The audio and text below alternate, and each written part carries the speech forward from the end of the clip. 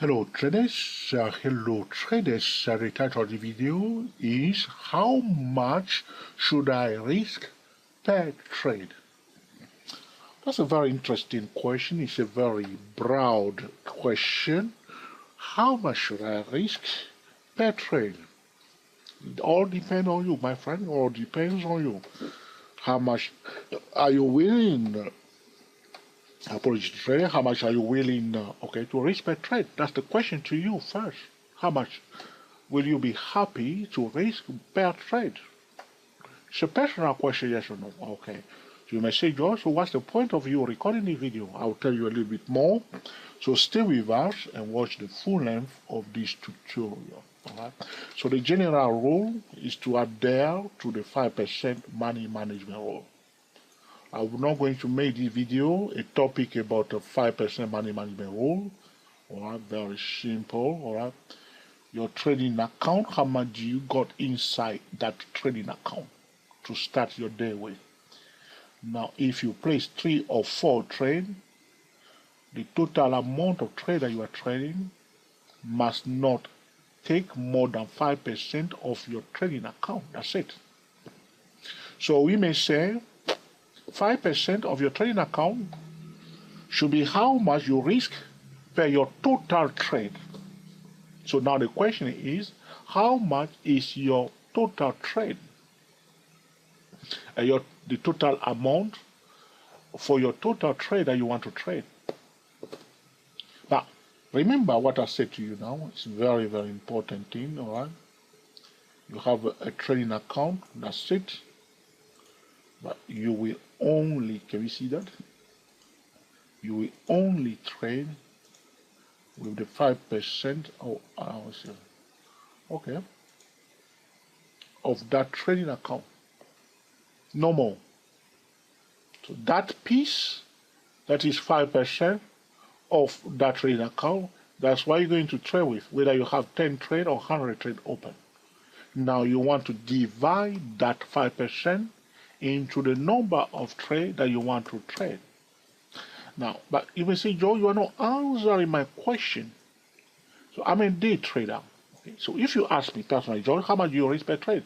I prefer to, it depends on the financial instrument, depending on the financial instrument that you are trading. Generally, I'll prefer to risk for day trading 30 pips per trade. 30 pips, 30 per trade. Now, but you cannot use 30 pips per trade if you are trading, for instance, Google stock or Apple stock, because they are quite volatile, they run very fast. By the time you place the trade, it's already gone. Same thing for some financial, some currency, New Zealand dollars, they usually take a lot of stop loss. Okay, so you want to see the characteristic, the behavior of the financial instrument that you are trading to determine what is the suitable stop loss that you must risk for that trade. But if the financial instrument is quite volatile, you might as well stay away from it, isn't it? All right? So can you afford that stop loss? The amount that you are risking that trade, will that change completely the way you trade or wipe out your trade account? But to avoid all kind of nonsense, stick to the 5% money management rule. That will save you all kind of problems. So personally, when I'm swing trading, I'll prefer to use 50 pips, between 50 and 80 pips. But sometimes, depending on the financial instrument that I'm using, I may risk 120 pips, even more sometimes. But like I said to you, it's all down to you. What is your risk tolerance? All right? If you lose 30 pips, will you be crying the whole day? I say, George, I follow your step. You say 30 pips per trade, now I lost 30 pips. Ha ha ha. No. It's up to you. Okay? What kind of trader are you? So, but I'm saying this because it's important. 5% money management rule. And then you cut it out. That's why you're going to work with the whole day. Now you share it among the trade, depending on the risk that you want to trade for every trade. Is it a day trade? Now for scalping, you can use 15 pips sometimes. For day trading, sometimes we use 15 pips. So we talk about stop loss. I'm not going to go into how we play with that. I'm just telling you now. Now, if you are an investor trying to buy and hold, where are you going to buy it? And the amount you are buying it is how much you can lose. The stock can go down, go down, go down, go down, go down until it almost reach zero, and you don't know what to do, and it's finished. Waste, gone. All right. But the general rule again, whether you're an investor, is to use 5% of your wealth. All right. So suppose you are a millionaire, you have a 2 million in your account. That's everything asset put together, liquidable asset, everything is 2 million. All right. They say, what's your net worth after the creditor? Of course. Because if you have 2 million but you owe people 1 million, you are not worth for 2 million, of course. So you deduct the liability out of your asset. And what's your net worth? Okay. So to play in the financial market, the general rule is to use 5% of that net worth. So that's what you're going to play with. Now, which means that's the big chunk, your trading account. But now, if you are buying all over the place, you say, oh, people say on Twitter and Facebook to buy this stock, you are buying all over the place. Just add there again to the 5%. So the 5% of your net worth, that's the amount you want to play with. But now you do again 5% of that. That's why you're going to divide among your investment each time until there's more fun adding back to the big portion. Then you apply again 5%. So it's quite a general question. How much should I risk per trade? 30 pip for day trade, 50 pip for swing trade, or between 50 pip even up to 120 pips for swing trade. Sometime for day trading you may end up with 50 pip, even more sometime. All right, depending on what you are trying to do. But you will save your trading account because the defense system is to protect the trading account. That's the number one goal. You do not want to wipe out your trading account because if you don't have any more fund left, you cannot trade.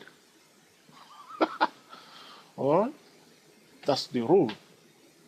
So 5% of 5% of 5% of 5%, you just play like that.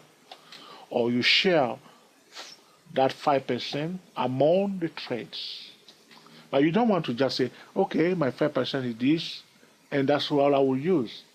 But if you, for instance, sometimes people waste money, so you know that you are trading a stock that demand more stop loss. So you know that normally you should hide your stop loss. If you are buying here, better place to hide below this level, even here. So you say, oh, I don't have enough form. I'll risk only 30 people put it here. By the time you go and make your tea or coffee, you come back, you say, what is that trade? It's gone. It's gone. It's gone. It's gone. They take you out because you are using a ridiculous stop loss. You know that from day one.